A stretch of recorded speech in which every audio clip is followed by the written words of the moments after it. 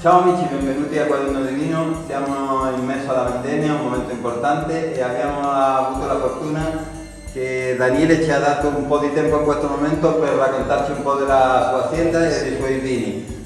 Ciao Daniele, grazie di tutto, so che è un momento impegnativo, però ci hai fatto questo favore di darci un po' di tempo per mostrare i tuoi vini che sono fantastici. Dimmi, dove siamo e come è la tua azienda, qual è la tua azienda? Ok, beh, benvenuti, grazie alla vostra visita. La mia azienda si chiama Erede di Chiappone Armando, siamo a Nizza Monferrato, Collina San Michele, e siamo nel cuore di produzione del Nizza. Quindi i nostri vini per lo più sono rossi e i più importanti sono appunto il Nizza e il Barbera d'Asti. È un privilegio soprattutto in questo momento, perché come appunto ne stavamo parlando prima, il Nizza è stato un progetto fortemente voluto sul territorio, ma partito dal basso, partito dai produttori, quindi non c'è alcuna imposizione, e loro ci hanno creduto tanto, lui è stato uno dei protagonisti, e tutti assieme in maniera corporativa in questo caso siete riusciti ad arrivare a questa denominazione, al pari di altre denominazioni decisamente importanti. Cosa giustissima, perché Barolo, il Brunello, cioè, insomma prendiamo il nome dalla località in cui... Dal territorio. è giusto così, è molto più semplice anche per i consumatori sapere che quel vino rispecchia esattamente quel terreno, quel territorio. Certo. Ti pare se assaggiamo questo? No, io andrei via così perché sono già... Allora, no, hai ragione. seguiamo le tradizioni. A questo punto approfittiamo il vino, dato che abbiamo chi lo fa, ce lo facciamo presentare da lui e ce lo facciamo anche versare, che dici? Sono completamente d'accordo. Approfittiamo. Allora, approfittiamo, abbiamo questo Nizza 2010, quindi è un Barbera d'Asti superiore, annata 2010. È stato imbottigliato praticamente 2 anni fa e iniziamo praticamente a venderlo. Come possiamo vedere dal colore, è un colore sicuramente rosso intenso, con un bel riflesso violaceo, bello presente. Sì.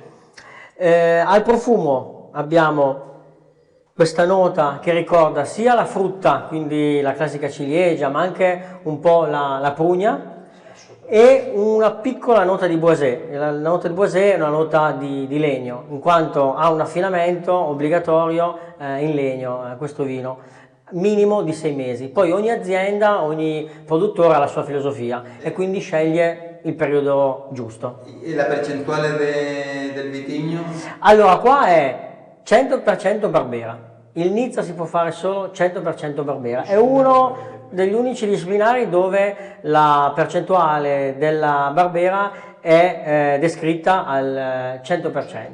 Fantastico, fantastico.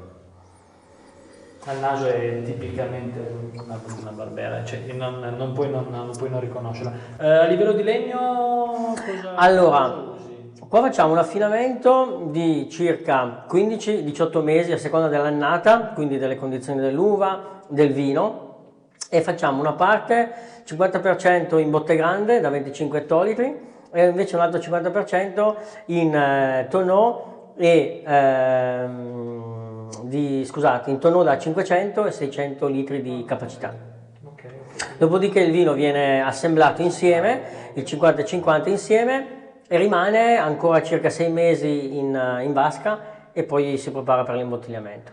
E nel caso tuo personale arrivi a questi 6 mesi o dopodiché hai scelto di andare avanti con l'affinamento? Noi facciamo ancora circa un anno in bottiglia. 1 anno, 9 mesi, insomma, quando si riesce, perché legare la fine di un'annata con l'inizio dell'altra è sempre difficile. Questo è una prerogativa di Daniele, non c'è questa fretta di far uscire i vini. Attenzione, parliamo anche di un discorso economico, è chiaro che più il vino sta parcheggiato e più costa, ma stoicamente si resiste perché che credono nel prodotto Nella ricerca della qualità. ossessiva, esatto, Sì. esatto. Poi inizia comunque delle grandi capacità, questo ce lo dice, insomma, è ormai 16 anni che lo produciamo. Dopo 5-6 anni di bottiglia il Nizza ha capacità di migliorare, quindi tira fuori queste note che vengono definite in modo descrittivo terziarie, quindi un'evoluzione in bottiglia, e effettivamente si riscontra non solo nel mio vino ma anche nei vini dei miei amici.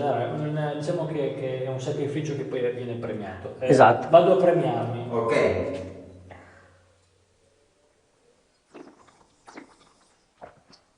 In bocca ritroviamo la frutta, però qui oltre alla frutta abbiamo anche qualcosa di speziato, qualcosa di balsamico, si ricorda un po' la menta, e è presente la freschezza, quindi i due descrittori classici della Barbera, quindi la fruttosità, detto in modo banale ma per rendere l'idea, e la freschezza, quindi questa nota acida che permette un bellissimo abbinamento poi con la tavola. E quale sarebbe? Gli abbinamenti di questo vino sono, diciamo, i classici con, che ne so, i nostri ravioli, quelli che noi chiamiamo agnolotti, quindi la pasta ripiena, fatta con un ripieno, fatta con un ripieno di carne o di carne e verdura, e poi abbiamo la parte di carni, quindi possiamo partire da quelli che noi chiamiamo i bolliti, fino ad arrivare ai grandi, tra virgolette, arrosti, che sono insomma quelli piemontesi insieme a quelli di altre parti d'Italia, sono molto famosi. Wow. Non è male neanche quando uno ha una giornata storta, arriva a casa la sera, toglie la bottiglia dal frigo se ha la possibilità di avere una piccola cantinetta, se la apre e si dà il premio perché ha resistito tutta la giornata a lavorare. Sai che hai ragione, in tutto. Assolutamente sì. Daniele, quanto costa questo vino? Allora, questo vino in azienda costa 16 euro, quindi IVA compresa. Noi spediamo in tutta Italia e anche all'estero, basta solo mandarci una mail per avere un minimo di informazioni sulla spedizione e sui costi. Wow, si merita il premio. Si merita il premio. Ti nomino ufficialmente cavaliere di abbinamento. Bellissimo, ok. Sì, per forza, diciamo meriti sul capo. Grazie mille. Grazie a voi. È stato un piacere. Della visita ancora. Un brindisi. Salute. Ciao. Ciao. Ciao.